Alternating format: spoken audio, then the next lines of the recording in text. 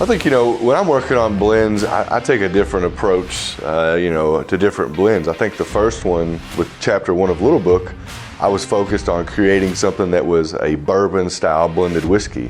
I was looking through our inventories of corn whiskey, rye whiskey, and malt whiskey, trying to come up with something that I really liked in that area, because I felt that even though I was stepping out of kind of my family's realm of bourbon, what we've been doing for 8 generations, but I thought it was important that it kind of tell that story of how I got to using blended whiskey, and it was through bourbon. So that one was more of an idea of how I wanted a concept to be. Now the opposite was true for chapter 2. When I was visiting our sister distillery in Alberta in Canada, I tasted some very unique liquids up there.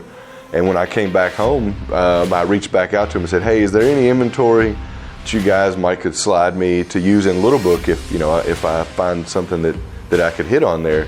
And so they sent me, I think, 5 or 6 different samples of different whiskeys that were available.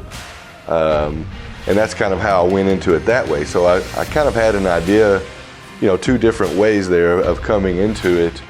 I think it's just all about letting the whiskey do the talking. If you have an idea, working on blending in that area is great, but just make sure you're listening to the whiskey. If you're tasting these samples, whether it be individually or you've made some quick composite blends just to see, is there a good flavor there to begin with? I think just let your palate make the answer is kind of how you should go, or how I go about developing a blend or even a concept for a blend.